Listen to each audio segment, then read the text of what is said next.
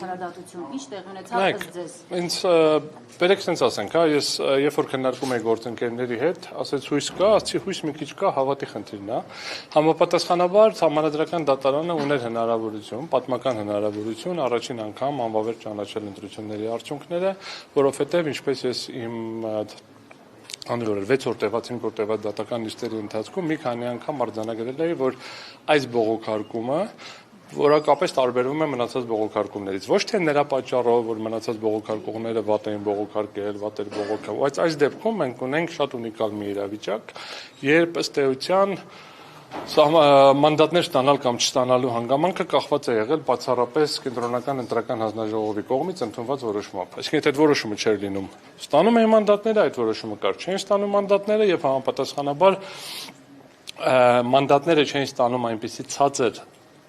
տարբերությամբ, որը դատական նիստի ժամանակ կենտրոնական ընտրական հանձնաժողովի աշխատակիցը ընդունեց, որ այո, իրանց համակարգը 100%-անոց ճշտությամբ չի կարող վերարտադրել, որովհետև 16,000 մարդ է աշխատում, 70,000 տվյալ են մուտքագրում։ Մենք ներկայացրեցինք տվյալների մշակման արդյունքում տեղի ունեցող թերությունները, որ ցանկացած տվյալների մշակման արդյունքում նմանատիպ թերություններ հանդես են գալիս, ցանկացած գործընթաց, որը ներառում է 16,000 մարդ, ենթադրում է, որ որոշակի թերություններ առաջ են գալու։ Եվ համապատասխանաբար այս շեղումը այնքան էր, որ միջազգային պրակտիկայում ընդունված իօքուտ ընտրողի կոնցեպտը ենթադրում էր, որ եթե դատարանը նույնիսկ չուներ համոզմունք, որ անցել է 4%-ը թե չի անցել, ապա պետք է պաշտպաներ ընտրողների ձայնը։ Ցավոք սրտի մենք չունեցանք այն, ինչը կարող էինք ունենալ, Սահմանադրական դատարանը կարող էր վերահաստատել այդ խախտումները, որը շատ հստակ միանշանակ ցույց էր տրվել դատական գործի շրջանակներում եւ դրանով իսկ բարձրացնել վստահությունը դատական համակարգի։ Ես համոզված եմ, որ համոզիչ էր։ Բայց ինչու։ Ասում եմ, ես համոզված եմ, որ համոզիչ էր։ Ժամանակը կանցնի, որոշ ժամանակ հետո կպարզվի այլ ինչ հանգամանքներ են ազդել նմանատիպ որոշում կայացնելու վրա։ Օրինակ քաղաքական հրահանգի հետևանքով։ Ես հիմա ավել ինֆորմացիա, ասեք, ավարտեմ, ես ավել ինֆորմացիա հիմա ավել կարծիք չասեմ, բայց ակնհայտ է, որ դատական նիստի շրջանակներում ներկայացված ապացույցների նյութերի ուսումնասիրությամբ միանշանակ էր, որ պետք է կայացվեր առնվազն։ Ինչի եմ ասում առնվազն, որովհետև գործընկերները նաև թվային ճշտությամբ ցույց էին տվել, օրինակ քաղաքացիական պայմանագիր կուսակցության կողմից հիմնադրամի թույլատրելի չափից ավել ծախսերը, բայց առնվազն ԲՀԿ-ն պետք է ստանար մանդատներ։ Եվ ինչի եմ սա ասում, ժամանակը ցույց կտա, որովհետև ցանկացած այլ մաթեմատիկա միշտ էլ կարելի է փորձել ինչ-որ արգումենտ գտնել, ինչի հիմնավորել, հա, ինչ-որ տենց խելոք տեքստով հիմնավորել, որ գիտեք ինչ այս դեպքերում, ասենք, կա մի հատ դատական ակտ, հակասահմանադրականություն չեն քննարկում, չեն քննարկում, փուլի խնդիր չի, բայց կրկնում եմ, բոլորի աչքի առաջա տեղի ունեցել գործընթացը, երբ որ Կենտրոնական ընտրական հանձնաժողովը տեղյակ լինելով դիտավորյալ չի կանգնացրել քվեարկությունը, հետո քվեարկության արդյունքները անվավեր է ճանաչել։ Հայաստանի Հանրապետության բոլոր քաղաքական ուժերը պետք է պատրաստ լինեն, որ հետագայում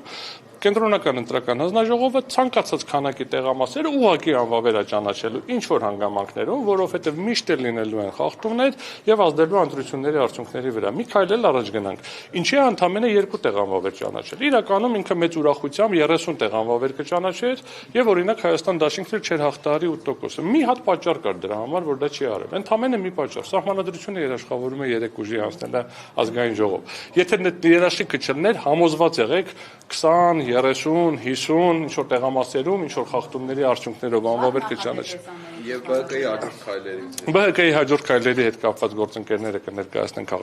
քաղաքական թիմը ինչ է անելու։ Առնվազն կա որոշումը վերջնական է, ինչպես նշեցիք, իրավական գործընթացներ շարունակ, մի քանի իրավական գործընթացներ կան կքննարկենք եւ դրանց հետ կապված գործողությունները հետագա պարզ կլինի, իսկ քաղաքական դաշտում ես ու չեմ տիրապետում հետագա քայլերին, այսինքն գործընկերները կարող են ներկայացնել։ Դուք սա որակում եք իրավական որոշում թե քաղաքական։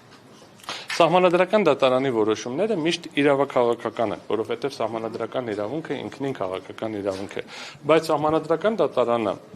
ընտրական վեճերով կամ ընտրությունների արդյունքներով ընդունված ակտերի վիճարկման հետ կապված վեճերով հանդես է գալիս որպես հենց դատարան, ինքն այն առաջին այցանի դատարանը, պարզ ասած, ով պետք է քննի այդ որոշումների իրավաչափության հարցը։ Եվ միշտ էլ կա քաղաքական կոմպոնենտ, բայց սա այն դեպքն է, երբ որ շատ հստակ էր, միանշանակ էր, այսինքն մարդիկ տեսել են, բոլորի աչքի առաջ է եւ բոլորը տեսան, որ ցավոք սրտի Սահմանադրական դատարանը մասնակից եղավ կամ առնվազն չկանգնեցրեց ձայնագողությունը։ Հիմա հա որպես փաստաբան ես պիտի ասեմ դե դատարանի ակտը այս ակտի հետ պետք է համահաշտվենք, չէ։ Մենք կարող ենք նայենք ստատիստիկան Սահմանադրական դատարանի ու ինչ եղավ, մարդիկ ժամանակին վստահությունը կտրուկ ավելացել էր, բավականին մեծ քանակությամբ դիմումներ կար, հիմա դիմումները պակասել են։ Սահմանադրական դատարանը տարեկան միջև 10 գործով պլյուս մինուս որոշումներ է կայացնում, ընդ որում տենց համեմատաբար այդպես փոքր ազդեցություն ունեցող քաղաքական տեսակետից գործերով։ Հա, երբ որ մենք տեսնում ենք քաղաքական կարևոր գործեր, ապա ակնհայտ է քաղաքական ազդեցություն։ Երբ որ մենք բարձրաձայնում ենք Սահմանադրական դատարանի վրա հարձակման հետևանքները, երբ որ ոչ իրավաչափ եղանակով Սահմանադրության փոփոխություն տեղի ունեցավ, որի արդյունքում ըստ էության հիմա ես լսումների ամենասկզբում նշեցի Սահմանադրական դատարանի բոլոր դատավորները նշանակվել են մի քաղաքական ուժի կողմից, սա էր։ Ես ամենասկզբում, երբ որ քննարկում են գործընկերների հետ ինչ ակնկալիք կա այս գործընթացից, շատ պարզ ասել եմ, որ կա նվազագույն ակնկալիք, որ բոլորին պարզ կլինի ձայնագողությունը, ինչ որոշում կընդունի Սահմանադրական դատարանը եւ մնացած մարմինները կարող են ժողովուրդը գնահատել եւ պատկերացնել ինչ աստիճան են վստահում պետական սահմանադրական մարմիններին։ Սահմանադրական դատարանը չունի որևէ այլ ուժ, քան վստահությունը, որովհետև չկա Սահմանադրական դատարանի հարկադիր կատարման ծառայություն, չկա Սահմանադրական դատարանի որոշումների հարկադրանքի մեխանիզմ։ Սահմանադրական դատարանը որպես քաղաքական դատարան, Սահմանադրական մարմինների միջև վեճեր լուծող դատարան, մարդու իրավունքների ոլորտում որոշումներ ընդունող դատարան ունի միայն մեկ ուժ, դա իր նկատմամբ վստահությունն է ժողովրդի, երբ որ ժողովուրդը հասկանում է եւ պետական մարմինները հասկանում են, Սահմանադրական դատարանի որոշումները հիմնավորված են, վստահելի են, պատճառաբանված են։ Բայց երբ որ բոլորի աչքի առաջ, ձայնագրությունները կա, լայվը կարող են նայել, ամբողջությամբ վերացվում է պատասխանողի թեզիսները։ Պատասխանողի թեզիսները փորձում են ինչ-որ աչից, ձախից, տարբեր կողմերից մեկնաբանել, չի հաստատվում։ Եվ դրանից հետո կայացվում է նման որոշում, դա իմ կարծիքով խիստ խնդրահարույց է, փափուկ բառ օգտագործեմ։ Ամեն դեպքում, եթե չեմ սխալվում, երրորդյա ժամկետում որոշումը կհրապարակվի,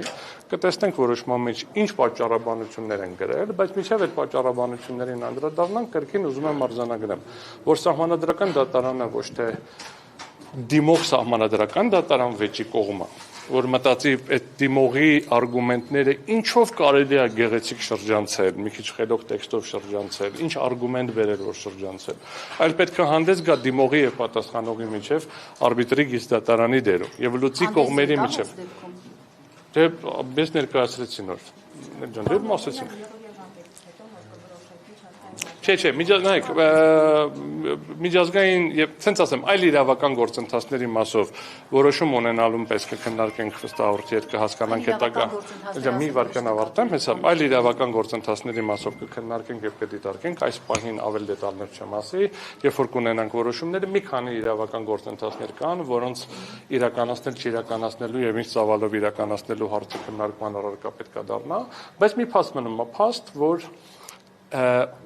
Սահմանադրական դատարանը մինչև այդ էլ, ասենց ասենք, կենտրոնական ընտրական հանձնաժողովը զրկեց Հայաստանի Հանրապետության քաղաքացիներին ունենալ ռեալ պարլամենտարիզմ, որտեղ իշխող ուժը պարտավոր էր լինելու կոնսենսուսի գնալ, փորձել, բանակցել, քննարկել օպոզիցիոն ուժերի հետ մի շարք որոշումներ, այդ թվում նաև սահմանադրական օրենքներում փոփոխություններ կատարելու հարցը եւ մի շարք կարեւորագույն պաշտոններում նշանակումներ անելու հարցը։ Դա ֆունդամենտալ կարեւոր գործիք էր, որը հնարավորություն էր տալիս բոլորին տեսնել պարլամենտարիզմը գործողության մեջ։ Ինչ եղավ, կենտրոնական ընտրական հանձնաժողովը գողացավ այդ ձայները, անվավեր ճանաչելով եւ արդյունքում 58500 քաղաքացու ձայն էր, որ սիրում են ասել, չէ՞, մենք քաղաքացիներն են որոշում։ Չէ, քաղաքացիները որոշել են, որ ԲՀԿ-ն պետք է լիներ կենտրոնական ընտրական հանձնաժողովում, մախինացիաների արդյունքում, ներողություն ազգային ժողովում, մախինացիաների արդյունքում, բանի, հա, sense որոշումների արդյունքում, ինչ որ մաթեմատիկական աշխարհության արդյունքում եկան հասան նրան, որ վերջում արձանագրեցին, որ ոնց որ թե չի անցել, եւ Սահմանադրական դատարանը ունենալով հնարավորություն ձեռքը բռնել, չբռնեց։ Ինչից են վախեցել, ինչ ազդեցություն է եղել, ինչ գործընթաց է եղել, թե դա պայմանավորված էր Սահմանադրական դատարանի ոչ ամբողջ կազմով քննության հետ, թե դա պայմանավորված էր իմ բերած բոլոր հանգամանքներով, դա ժամանակը ցույց կտա։ վերջի ես չեմ բացառում, որ դատարանի որոշ դատավորներ